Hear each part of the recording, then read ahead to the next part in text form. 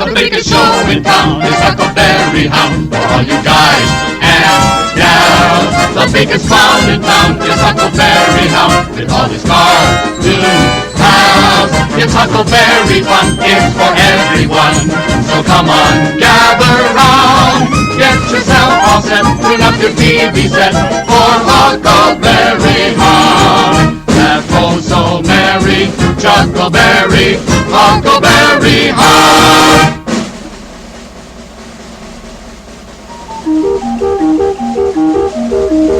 Huckleberry Hound.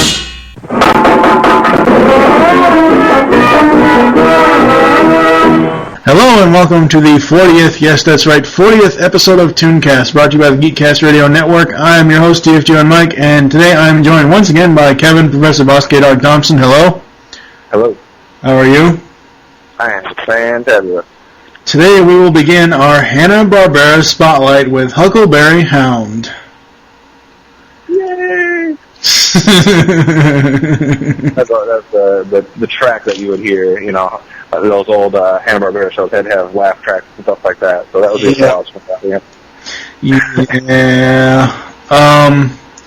So yeah, what have you been up to since last time we did one of these shows? A couple things. Besides trying to narrow down my top 10 voice actors of every decade, which is turning out to be quite the project, now I've decided I'm doing both male and female lists, one from the 80s, one from the 90s, and one from like the before the 80s. So I got quite the chore trying to narrow those down. But I have most of them narrowed down to the top 10. Now it's just ordering them around. Yeah. But I did also I'm getting obsessed with top 10 lists apparently, because I just did a top 10 list, and the topic was the 10 best female roles of the 80s in cartoons. And let me guess, Chitara did not make the list. Chitara did not make the list. I did mention her in the introduction as, you know, a notable female character, but there's just too many good female characters during the decade. You had lots of things like Rainbow Bright and Strawberry Shortcake and She-Ra and Gem and, Penny from Inspector Gadget. So there's a lot to choose from. But yes. I came up with my top 10, and I was happy with it. Yeah. I know you're disconnected from the internet for the majority, but I saw a Toy Fair 2010 coverage of Mattel and Masters of the Universe, the Classics line. They have shown off the She-Ra figure that will be coming out for the Masters of the Universe Classics line. Also, earlier back in January, they released the very first ever Adora figure. Nice. For Masters of the Universe Classics line. That's cool. Yes. I haven't been doing too much. I'm still coming to terms with being in my fucking 30s, but, hey, what are you going to do? So I guess we're going to get things started. Take us away with the history lesson. All right, for today's history lesson, we're going old school, back to 1958, like Mike said, to start our spotlight on Hanna-Barbera. Hanna-Barbera's first new-for-TV cartoon animation project, not their first project overall, but their first basically new-for-TV cartoon animated project, was Huckleberry Hound. It hit the airwaves on October 2nd, 1958. The show lasted a total of 4 seasons and aired 69 total episodes. Huckleberry Hound consisted of multiple segments, which we'll get into when we get to the actual show, but that's it for the history lesson. Do you remember Huckleberry Hound at all, Mike? Oh, yeah. Since you said you're in your 30s, I thought your memory might be going. Shut up. Yeah, that's, keep talking about that. Then damn Dolphins are going to suck ass this year or next year or whatever. But anyway, this is something we're probably going to bring up in all of the Hanna-Barbera episodes, just like I brought up in the Flintstones episode. These were cartoons that I thought was running concurrent to my childhood, because but by the 80s, they were already in mass syndication. They're still in mass syndication today on Boomerang. Everybody remembers Huckleberry and his tone-deaf version of "Oh My Darling Clementine."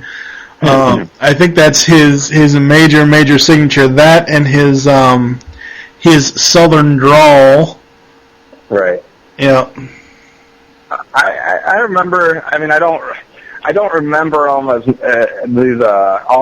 has to do basically with all the Hanna-Barbera cartoons. I don't remember them as much, obviously, as I would remember ones that were more in my prime years, maybe, I guess I would call them, when I'm watching Transformers, G.I. Joe, etc. Because that's when I was super into stuff. But, I do remember these coming before, in the days when I would watch Smurfs and Sesame Street and stuff like that. I do remember being exposed to most of the cartoons, some more than others.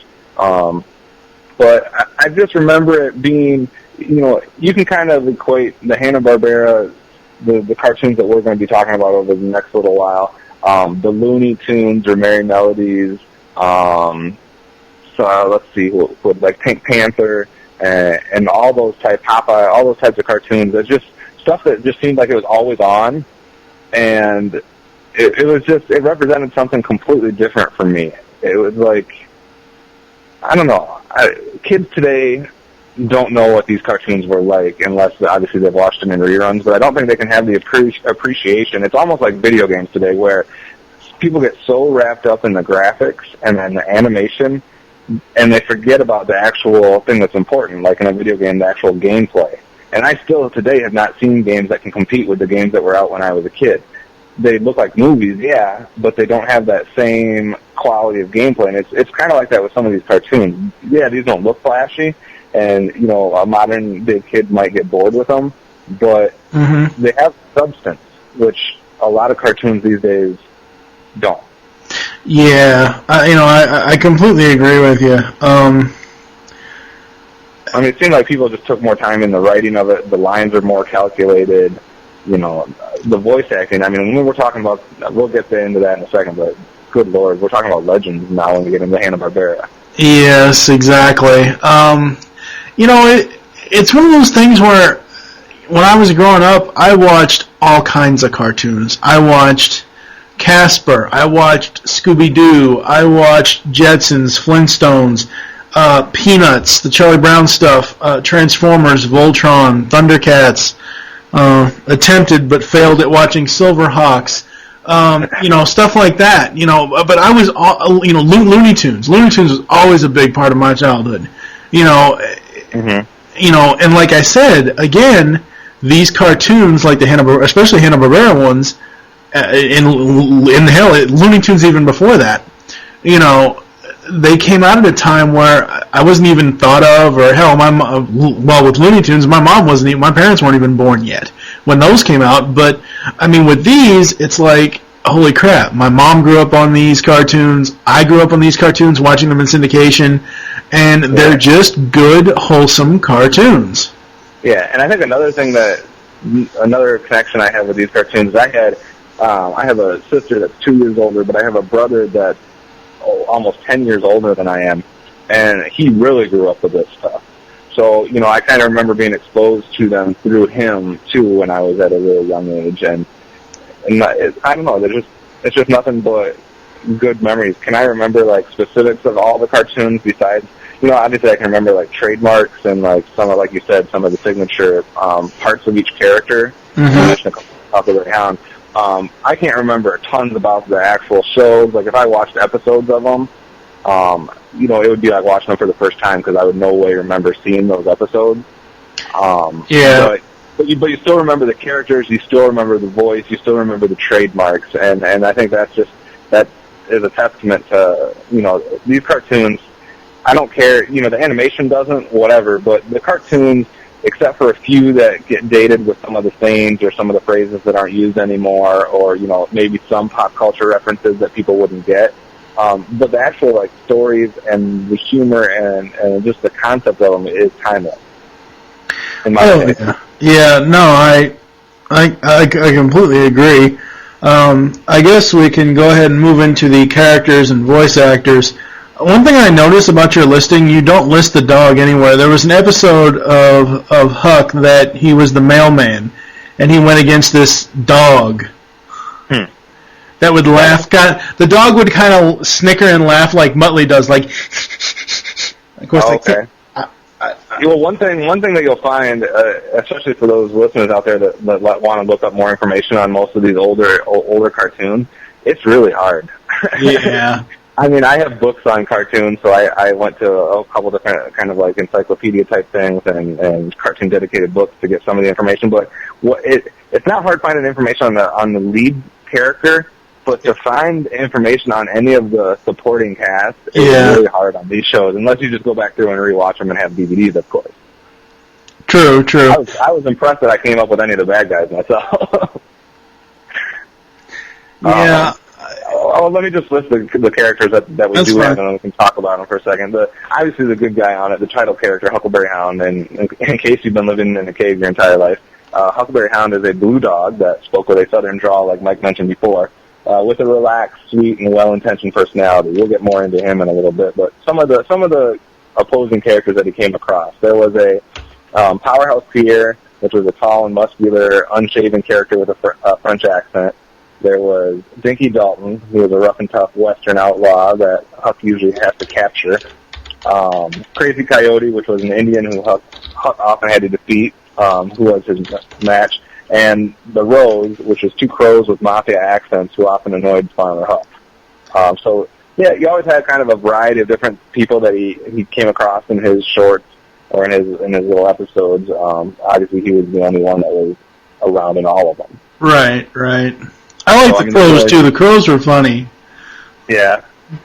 And, I mean, obviously, it's hard. You can't really do, like, a favorite or a least favorite character with most of these Hanna-Barbera shows just because of the limited number of main characters.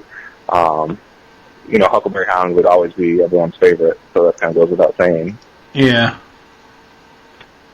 I did also like, and I know we'll get into this, but I really liked the Pixie Dixie and Mr. Jinx cartoons. Those were always kind of funny to me because it was I don't think it was a new take, but it was Hanna-Barbera's take on Tom and Jerry. So instead of one mouse and a cat, it's two mice and a cat. Right. Yeah, and we'll get into those other segments probably a little bit later, so people aren't confused as to what we're talking about with Pixie and Dixie. But the voice cast, I mean, goodness.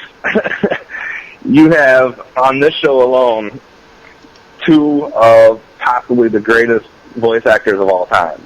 Yep.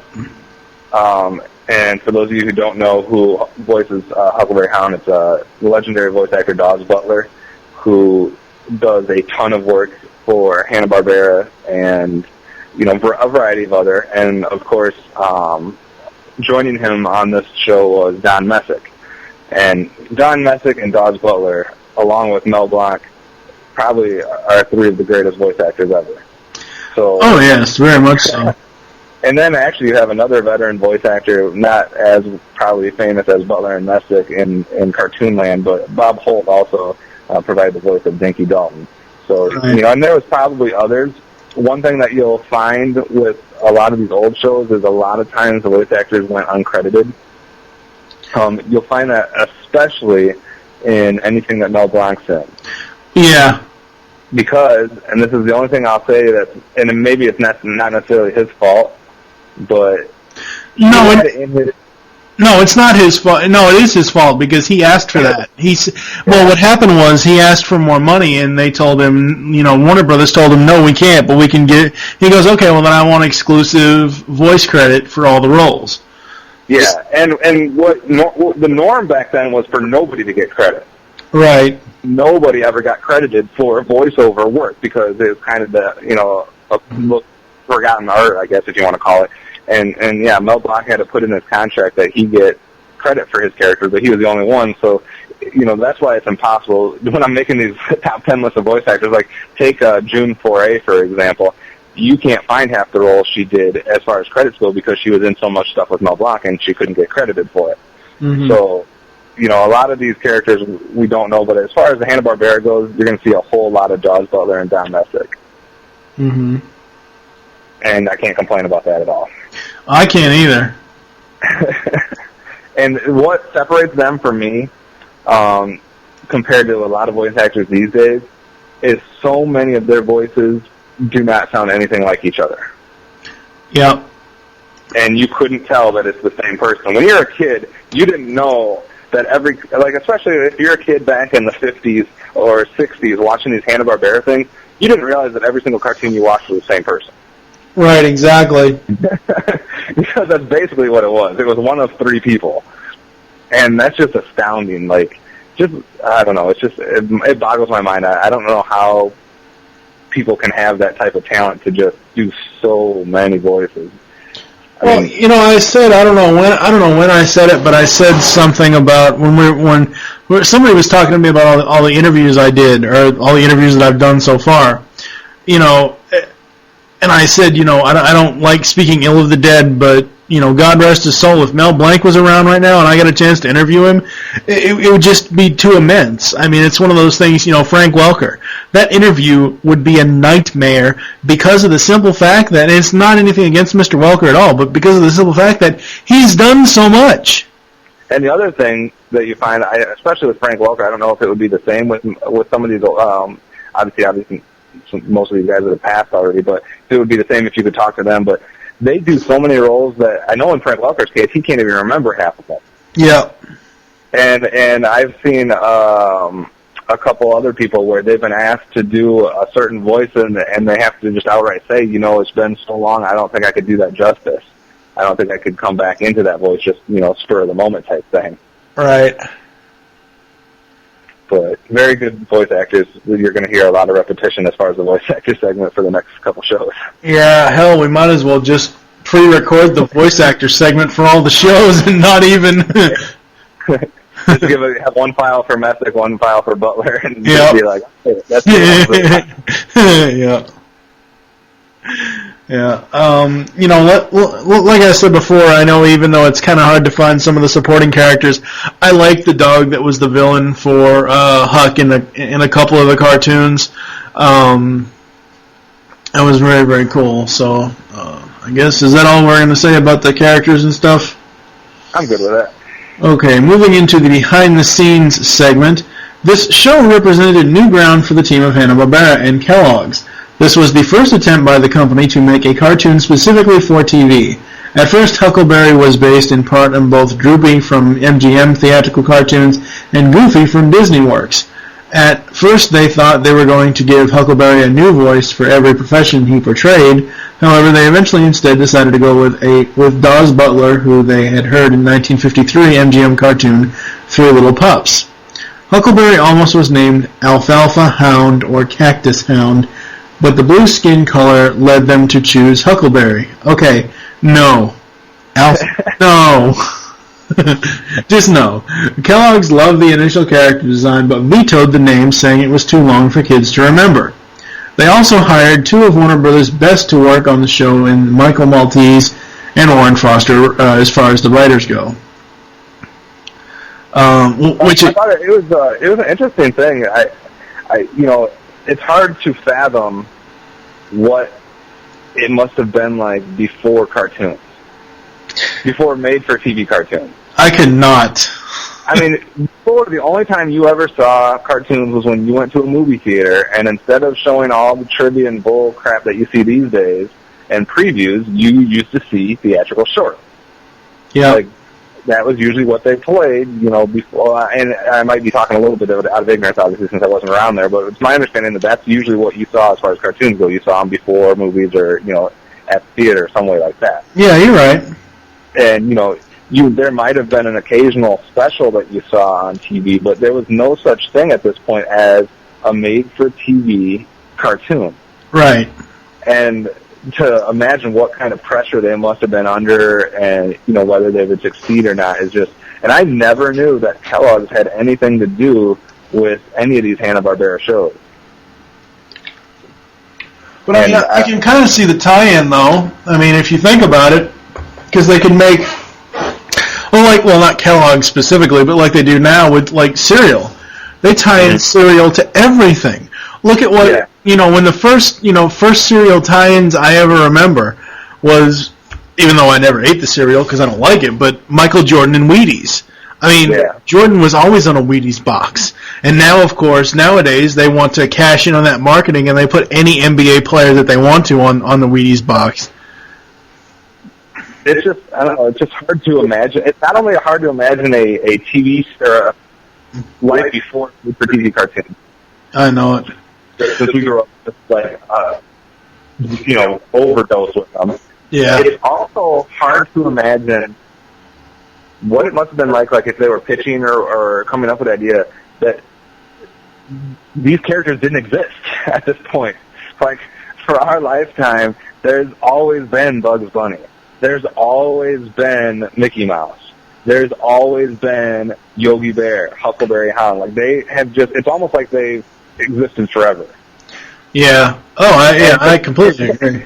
And to picture them pitching these characters and having, the talk back and forth of, we don't like the name, or we like the name, or we like the look, or do we have to go with blue, or just all these different things. And it seems like, the decision seems so easy for us just because these people have always existed. But I wonder what it was like sitting at that table or sitting in that conference room or wherever and trying to pitch characters like Huckleberry Hound and what kind of reaction they got. Yeah, it all goes back to, say, I like how they showed off that process in Tiny Toon Adventures, the very first episode of how, the loony beginning, of how that kind of, even though they were kind of making fun of it, but they were also showing us how that process is done. But still, Huckleberry was almost too long of a name for them to use. Well, yeah, like it said, kids wouldn't remember it. I can remember it. Well, right, but, well, it's the same thing with, not Yogi, but Snagglepuss. What the fuck is a Snagglepuss? You know what I mean? I mean, nobody really, I don't know, but, we'll get to that eventually, but, yeah. So, are we going to move into the actual show? Just in case people aren't 100% aware of this, obviously, I'll just mention, the directors, Joseph Barbera and William Hanna. Everyone's heard of Hanna and Barbera, but there are actual people, in case you didn't know that, and they're the ones that obviously directed the show. And like we said, the writers, they stole two people from Warner Brothers, and there was a mixture of some other people that we won't get into. But yeah, we can get into the actual show now. Since at the time no 30-minute cartoons had been established, the Huckleberry Hound show consisted of 3 different 7-minute cartoons, as was the norm at the time. At first, these 3 segments were Huckleberry Hound, Pixie and Dixie, and Yogi Bear. Yogi would later go on to host his own show and would be replaced by Hokey Wolf. In Huckleberry Hound, they set out to have more verbal than visual gags, and so relied on great scripts rather than great animation for their success. They also decided to instill humor by having deadpan reactions to events by Huckleberry. The credits originally, Huckleberry would interact with the Cornelius the Kellogg's mascot. Huckleberry Hound's southern drawl and laid-back mannerisms bear close resemblance to Southern Wolf in MGM cartoons, including those produced by Hanna-Barbera. The term Huckleberry can be slang synonym for a rube or an amateur, and it seems to fit Huck's personality. Most of his shorts consisted of Huck trying to perform jobs in different fields, ranging from policeman to dog catcher, with backfiring results, yet usually coming out on top either through slow persistence or sheer luck. Huck did not seem to exist in a specific time period, as he has also been a Roman gladiator, a medieval knight, and a rocket scientist. He was never in the future, though, only the present as of the show's airing, or the past. Another trademark of Huck was his tone-deaf as well as inaccurate rendition of Oh My Darling Clementine, often used as a running gag. He also commonly used the phrase, and stuff like that there, in place of etc. This phrase showed up quite often in many Hanna-Barbera productions at this time for some reason. But Huckleberry said it more often than anyone else. One of his careers had a job position on the door listed as TS and SLTT. When asked what it stood for, Huck said, top secrets and stuff like that there. That's so funny. Various Hanna-Barbera characters were known for frequently turning into the viewing audience to make little comments and sides, following the tradition of the MGM cartoons directed by Tex Avery and produced by Fred Quimby. Characters of the 1940s and earlier by Groucho Marx. Huck took this to somewhat of an extreme, as a significant part of typical cartoon was his running narrative to the audience about whatever he was trying to accomplish. The other thing, which that doesn't really mention, They had this is probably the first cartoon that I remember watching that had a narrator. Yeah. Because the narrator would always open, and this is Huckleberry, Hound, the policeman, and blah blah blah. Huck would actually interact with the narrator. Right. And I thought that was I do remember that. Yeah, I thought that was very, very cool. Yeah, and I think just to go back to what you said at the beginning there, we should mention, because it's going to be a running theme here for the rest of the Hanna-Barbera Spotlight. And this is something that, to me, now when I'm a kid in the 80s watching different cartoons, obviously, to me, I probably didn't realize that some were older than the others. Kind of like what you said before, most of them just felt like they were going on as I was a kid. Yeah. But one thing that did separate some cartoons from others to me, and I did notice the difference, obviously, as most people, it's not like it takes anything to notice the difference, but there was, the cartoons that lasted for 22 minutes or a half hour, basically, and then there was these that had little short segments, like a 7-minute skit. Obviously, most of the older ones, Looney Tunes, Hanna-Barbera, were ones that had these little 7-minute cartoons. It's been done before, or it's been done since, just kind of to harken back to that. Right. But I never really realized that the whole concept of having a 30-minute cartoon had not even been thought of at this point. Nobody could consider the fact that nobody would have bought into the fact that a kid was going to stay focused on one story for 30 minutes. Right. And it was just easier, probably, as far as writing goes, et cetera, to come up with these little short gags and stuff like that. So that's one thing. I enjoy the fact that they have these little skits, because it tells a story, which, God help it, a cartoon couldn't tell a story these days in 7 minutes if they wanted to. It tells a complete story, takes you from beginning, middle to end, has everything going, and and then you can move on to the next one, and it doesn't take that much time. So it's almost like, I don't know, there's some type of magic, or just kind of I don't know, some type of artistic brilliance of these little 7-minute skits, in my opinion. I mean, as a kid, I didn't like them as much. As a kid, I would have rather watched a 30-minute show, and that's one thing that made me like the 80s cartoons better than these old cartoons. But as an adult, I can appreciate these little 7-minute skits here and there, because it's a lot easier to sit through than sitting through a half hour and then finding out you don't like the show or something like that. Yeah, see, for me, it's like, now, because I'm so used, okay, say you have, like when I had, unfortunately, the Boomerang channel is only on digital cable or satellite now. It's not on actual, regular, basic classic. Yeah, but, bastard. Yeah, I know it. But, when I would watch this, they would block off, say, from 12 p.m. to 12:30 p.m. or 12 p.m. to 1 p.m., an entire hour of, say, the Huckleberry Hound show, or Yogi, or hell, even Tom and Jerry, and they would just show the 6 or 7 minute shorts throughout that hour, and they would cut it off, like, say they're going to do, I don't know, 7 or 8 7-minute shorts in an hour's time span. And they would just, whatever one that, and that would be the end of the hour. So for me, I liked watching them in those blocks. Granted, as a kid, I don't remember watching them as far as, like, I don't remember paying attention to time, because honestly, until I started watching Superman the Animated Series and realizing, holy crap, these episodes, even though they're 22 minutes long, on DVD, they're like, wow, that episode went so fast. And then I realized, and, now I know that most, like, say, hour-long shows or whatever are, say, 40-something minutes, or, right. And half-hour shows are like 22, 23 minutes, and I think that sucks, because if you didn't have that, granted, if you didn't have the other 8 minutes or 9 minutes or 7 minutes of ads, you wouldn't get show on the air, but it's still 8 or 9 minutes that you could have had to put into the episode. I imagine, though, with a show like this, now, see, I like the ones that have done it recently, and I can't think of specific examples off the top of my head, but I want to say, like, some that were out around the same time as Tiny Toons and stuff had these short little clips. But what you usually had in later ones was you would have 3 clips of the same show. Whereas back in this time period, I imagine there was some type of, I imagine everybody had their favorite little shorts at the time, and I wonder if having these 3 different segments, you were always kind of wondering or looking forward to seeing if the next one was going to be your favorite. For example, in this one you have Huckleberry Hound, Pixie and Dixie, and Yogi Bear. Let's say Pixie and Dixie was your favorite. I wonder if you sit through a 7-minute Huckleberry Hound cartoon hoping, I hope Pixie and Dixie is going to be next, or, whatever. You had that type of anticipation. And you touched a little bit on Pixie and Dixie, obviously kind of like a Tom and Jerry. And we don't need to talk a whole lot about Yogi Bear, but think of these three sharing the spotlight in a half hour. That's pretty powerful lineup there. I don't recall at all what Hokey Wolf was like.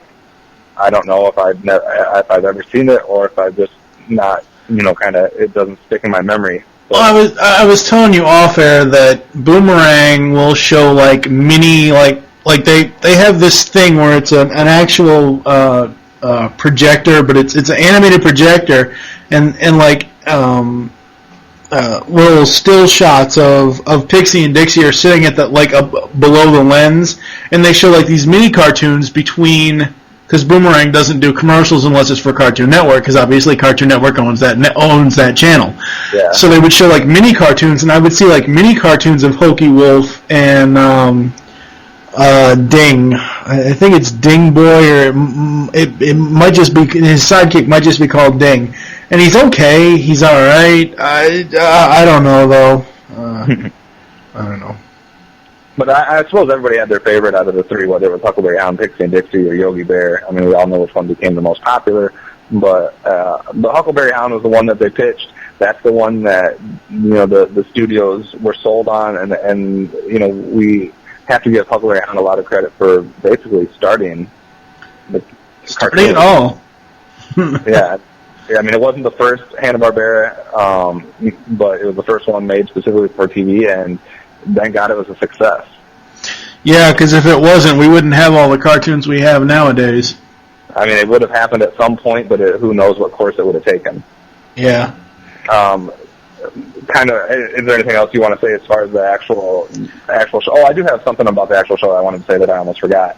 Another thing that you get with these old-fashioned Hanna-Barbera shows, which is kind of ironic since we just kind of talked about it also in last week's episode, because of the environmental mask that it was under. But in these old shows, guess what, folks? There's nobody out there making sure you don't see violence. There's nobody out there complaining that there's actual pistols and guns being used on this cartoon. The episode I watched, the last episode I watched, actually had Huckleberry Hound, brandoning his pistol and shooting away. And at first I didn't even think anything about it. And then I thought, wait a second. When's the last time I saw someone with a pistol on a cartoon? Well, yeah, but like in wide shots though, like Looney Tunes is a perfect example. Looney Tunes in the cartoon where Bugs and Sam are facing off on the train, and they're like, "Oh, I got a 6-shooter. Oh, I got a 7-shooter. Oh, I got a 10-shooter," and they start firing bullets. The bullets we see, but we don't actually see them hitting the characters. Right.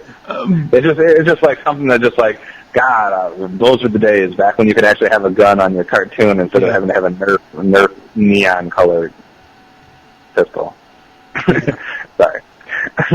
But that was kind of the one thing that struck me when I watched the one episode, besides the classic breaking, the third window and talking to the audience and the southern drawl that we talked about before, and just well-written lines and well-delivered that just made you laugh.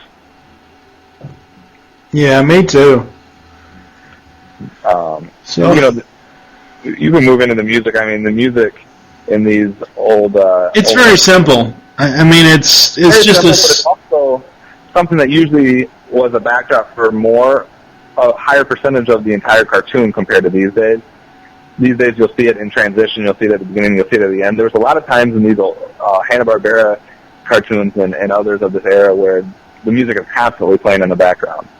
Right, yeah. You have more orchestral type stuff, and obviously you're not going to have a rock soundtrack or whatever like that, but you're going to have this orchestra or, piano or different stuff that kind of keeps your attention. And you got to think it's only a 7-minute skit, right. So it's very easy to have a tune being played for most of that.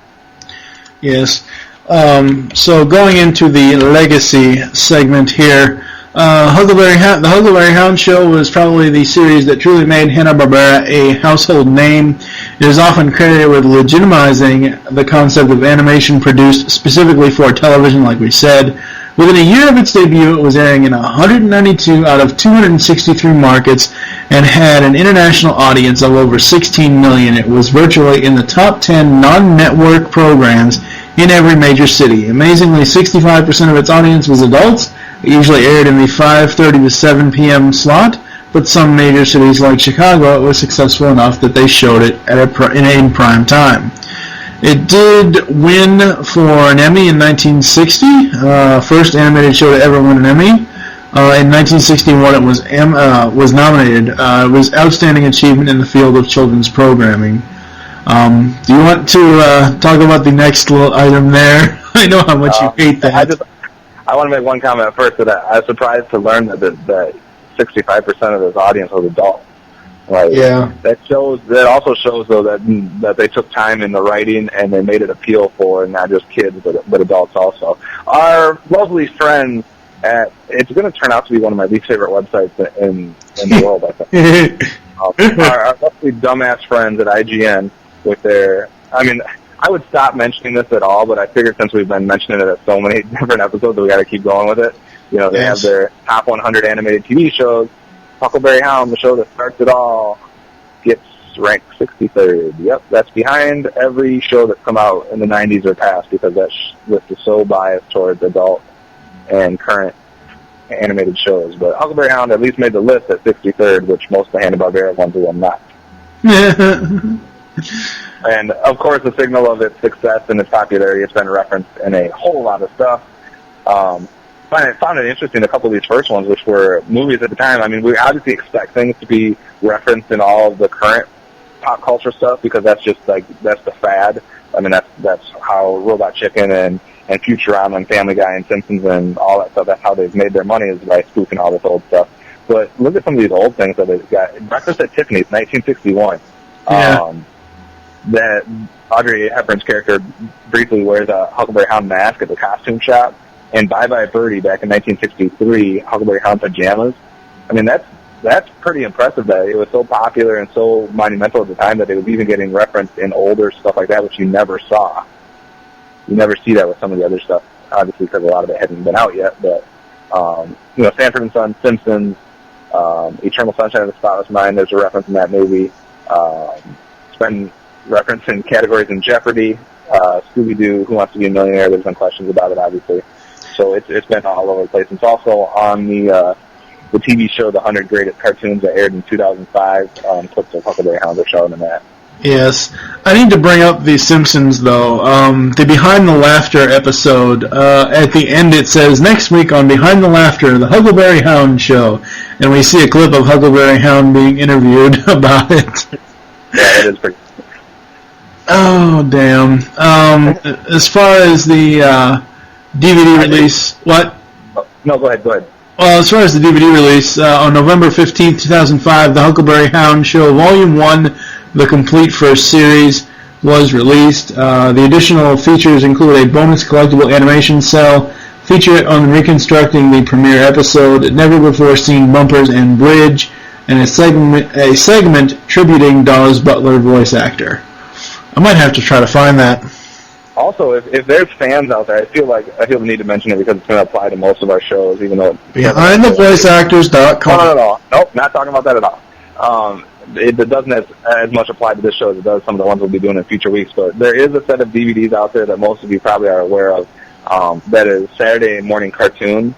And the reason I bring it up is because actually they just announced a new release, but there is a 1960s Volume 1, there's a 1960s Volume 2, and there's 2 volumes for 1970s.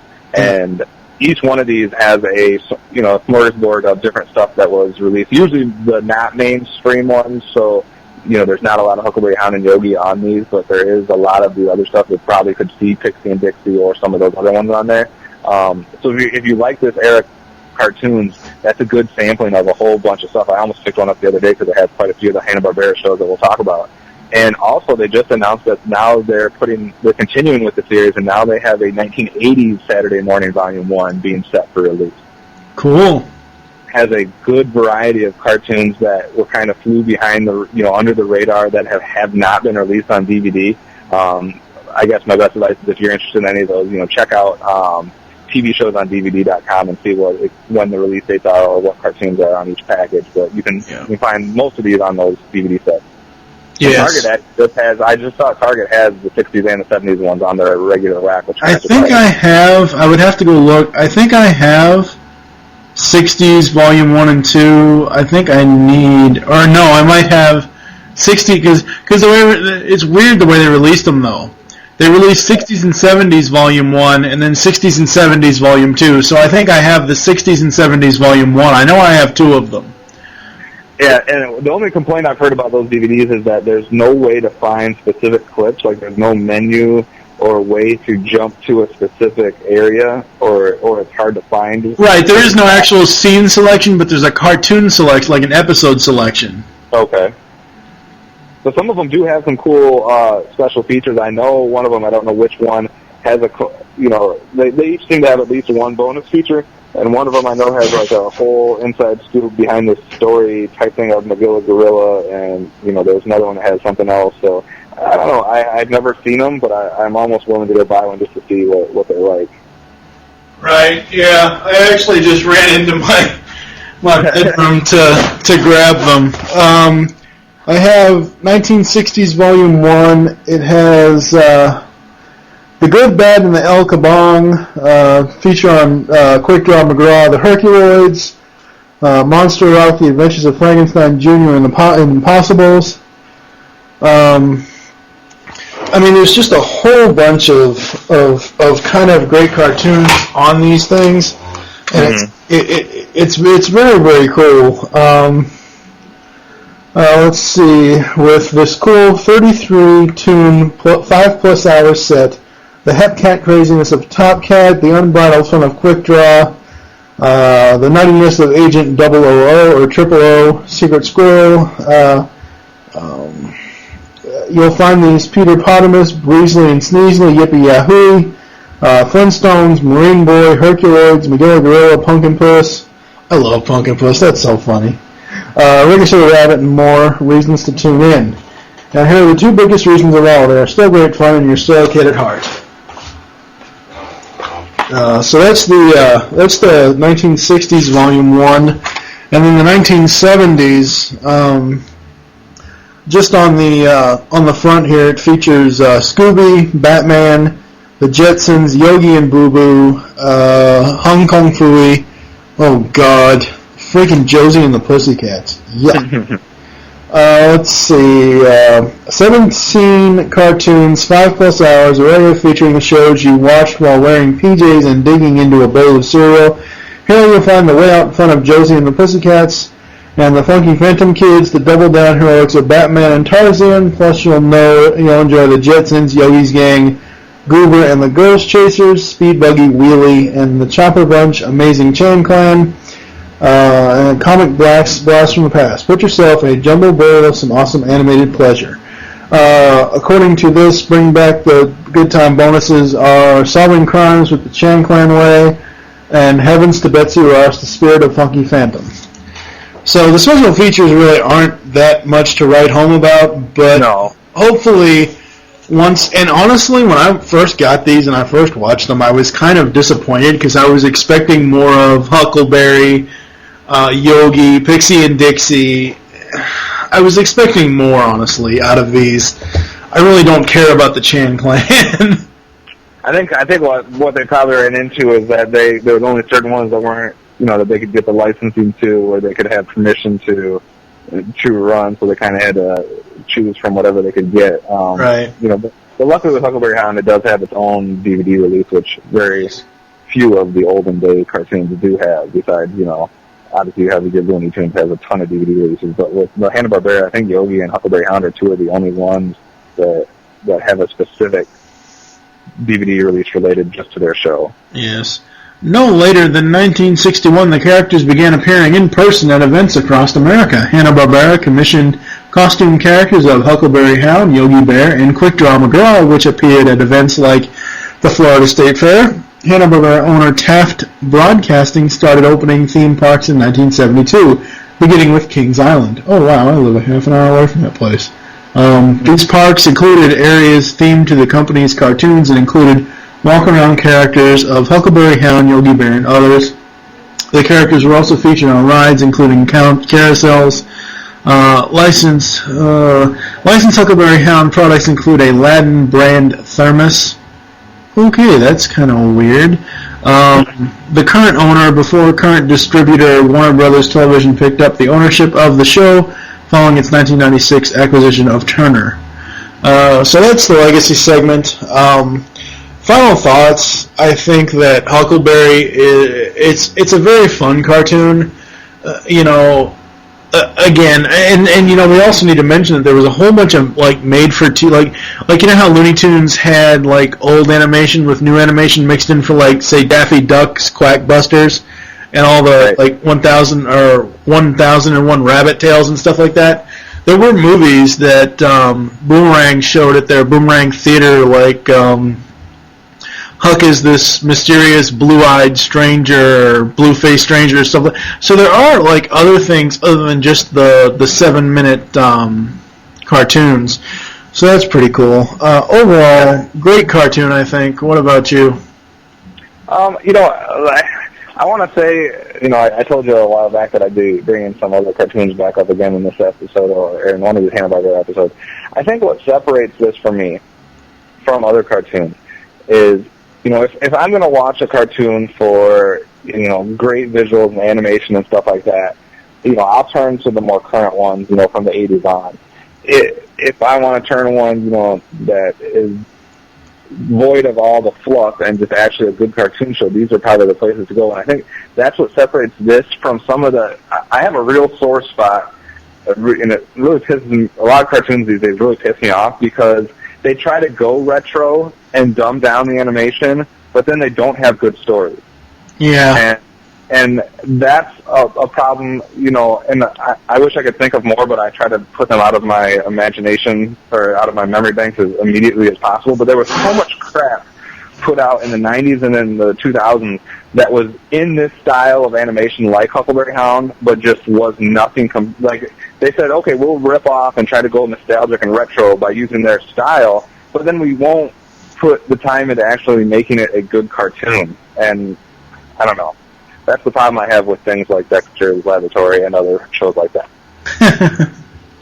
So I think they did it right, and Huckleberry Hound, it's not the greatest cartoon in the world, absolutely not, but it is what it is for its time period, and it was great for that time period.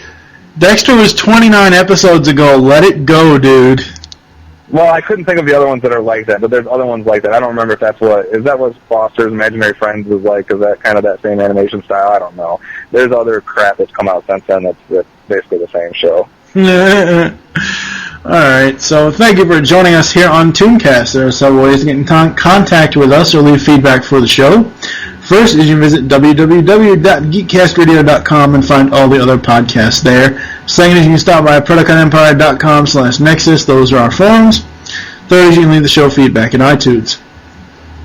We now have a voicemail line. Call us and leave us your thoughts on each episode.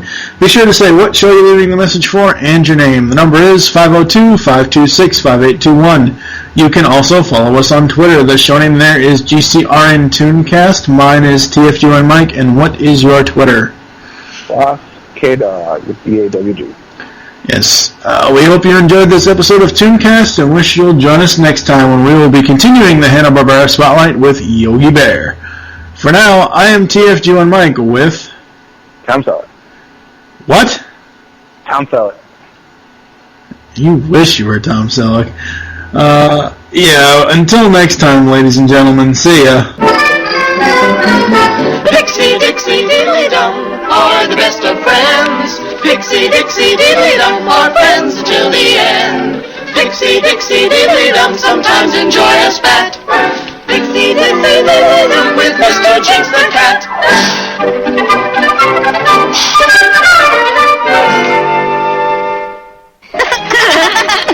Oh, it's so funny. Look at that left hook. Smack that cat. Give him a fat lip. Oh, look at that scaredy cat run. He must be the world's strongest mice. A knockout mouse cartoon. Gee, I wish we had a friend like Knockout Mouse. Yeah, but he ain't for real, Dixie. But I'm for real, Shorty. Yo! Knockout mice, eh? I'll fix you guys.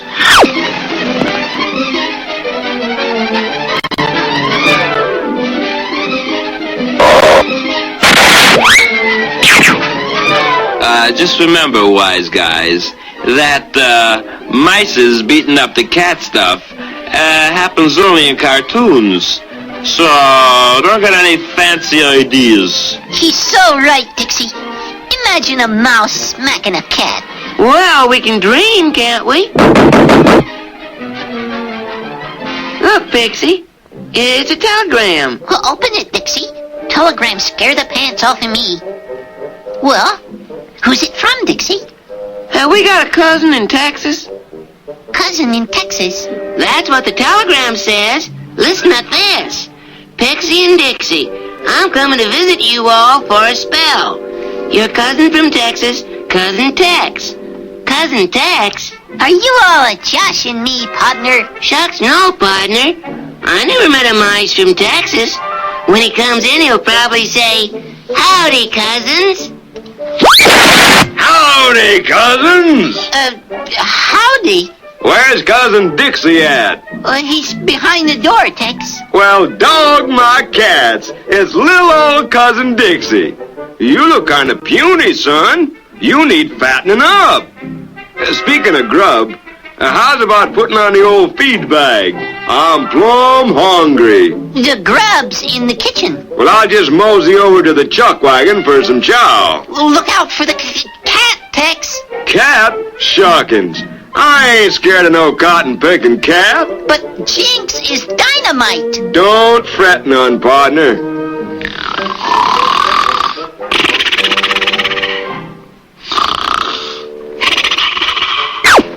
I must be having a nightmare. I thought I saw a king-size mice.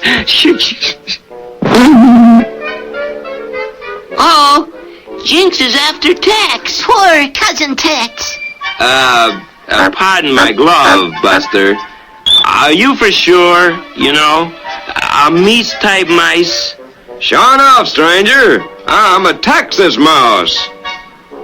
In my book, partner, a mice is a mice. And since I'm a cat type, mices like you all has got to go. Jinxie's got Tex. You hadn't ought to rile me, stranger. Don't get my dander up, partner.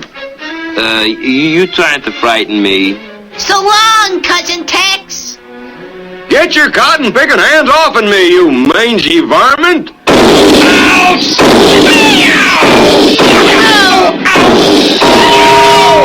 Tex is in trouble.